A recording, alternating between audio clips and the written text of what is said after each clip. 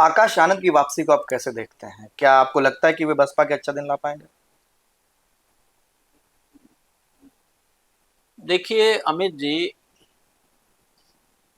हर राजनीतिक दल अपनी समीक्षा करता है, हम्म।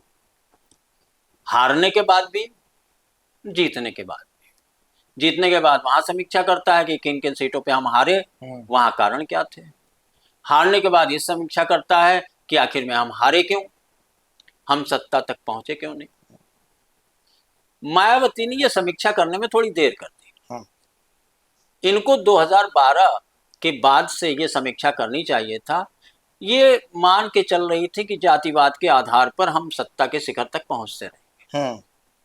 लेकिन बिल्कुल। ये सत्ता, ये जो इनकी सोच थी, ये 2017 के लोकसभा चुनाव, अरे विधानसभा। विधानसभा चुनाव में, 2022 के विधानसभा चुनाव में, 2019 के लोकसभा चुनाव में और 2024 के लोकसभा चुनाव में ध्वस्त हो गई। आज ये पूरी तरह से हाशिए में पहुंच गई। 2024 के लोकसभा चुनाव में तो इनको 0 सीट मिली। तो समीक्षा इन्होंने की, ठीक है देर से की लेकिन की, और अब इनको समझ में आ रहा है कि कहाँ पर वो बसपा गलतियां करती रही, जिसके वजह से वो सत्ता से आज से अगर जोड़ें तो 13 साल से दूर है बाहर। उत्तर प्रदेश। इस बीच उत्तर प्रदेश की सियासत में एक बदलाव भी आया। वो बदलाव था आजाद समाज पार्टी का। हम्म। आजाद समाज पार्टी के चंद्रशेखर आजाद पश्चिमी यूपी में, चूंकि जाटो वर्ग से ही आते हैं, तो वहां जाटों के जो युवा जाटव हैं उन पे इनकी पकड़ धीरे धीरे मजबूत होती जा रही है। और बिल्कुल। वो इसमें आपके सांसद भी हैं, नगीना लोकसभा से। नगीना। ये चीज मायावती को सबसे ज्यादा खल रही है। हम्म। उन्हें लग रहा है कि बसपा के समानांतर दलितों की राजनीति करने वाला एक और दल उत्तर प्रदेश में अपनी पैठ जमा रहा है, और ये चिंता वाजिब भी है जाहिर सी बात। बसपा के लिए, जो कि मतलब जहां कभी बसपा की तूती बोलती रही उत्तर प्रदेश की सियासत में, वहां जरूरी भी।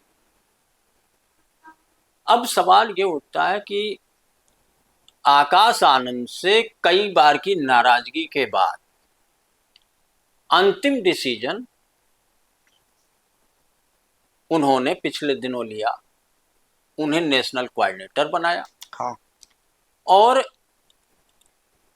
बसपा में मायावती के बाद आकाश आनंद की दूसरे नंबर के नेता। हम्म। आकाश आनंद को दूसरे नंबर का नेता इसलिए बनाया गया, उसके दो कारण। एक तो मायावती के पास आज की डेट में कोई युवा नेतृत्व नहीं है। हम्म। दूसरे जो पुराने साथी थे, जो मजबूत साथी थे, वो रास्ता छोड़ के जा चुके हैं। आकाश आनंद एक पढ़े लिखे युवा है,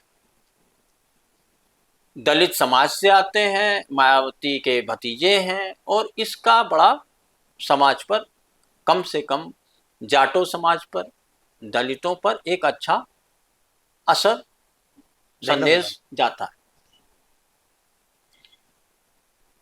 आकाश आनंद को इसलिए भी बसपा या मायावती ले आई या उनका कद इतना बढ़ाया, उसके पीछे कहीं न कहीं ये था कि ये चंद्रशेखर आजाद, हम्म।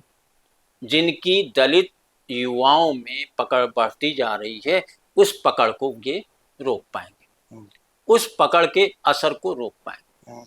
आज भी अगर बसपा के पास 9 से 10% वोट है, हम्म। जिसमें अधिकांशतः दलितों का वोट है, गैर जाटों का वोट है, तो ये स्वाभाविक है कि ये बड़ी बात है।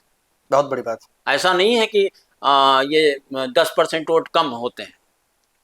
और आप अगर देखिए पिछले आंकड़ों को, तो विधानसभा चुनाव में जो बसपा सीटें हारी है, उसमें बहुत ज़्यादा मार्जिन नहीं है, थोड़ी मेहनत करने की बसपा को जरूरत है।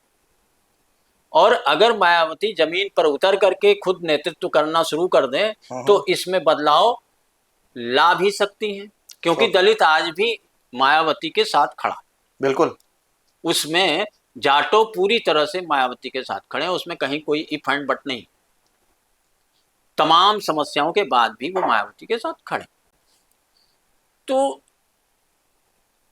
बसपा में आकाश आनंद की एंट्री और उनका कद बढ़ना चंद्रशेखर आजाद के बढ़ते कद को रोकना ही नहीं है, बल्कि दलित युवाओं में बसपा की पैठ को मजबूत भी करना है। इसलिए आकाश आनंद को लाया गया।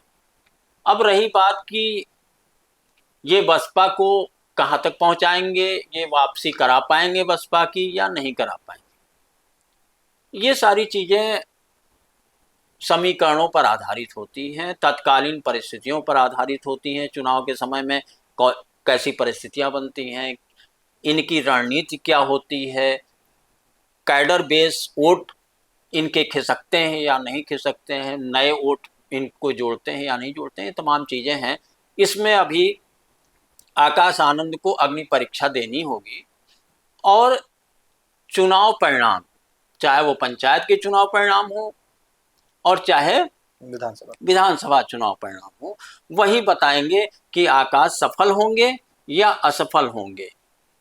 हालांकि पिछली बार आकाश ने जिस तरीके के बयान दिए और जिस तरीके से चुनाव प्रचार किया वो बहुत असरदायक नहीं रहा, लेकिन हम ये असफलता को राजनीति से इससे नहीं जोड़ सकते कि जो आदमी असफल हो रहा है वो क्या सफल नहीं हो। वो सफल भी हो सकता है वो अपनी समीक्षाएं करे, अपनी गलतियों को दोहराने से बचे। तो आकाश आनंद बसपा के लिए कितने बेनिफिट साबित होंगे या वो बसपा के अच्छे दिन की वापसी करा पाएंगे, ये सब भविष्य के गर्त में है और चुनाव परिणाम इसका स्पष्ट कर पाएंगे।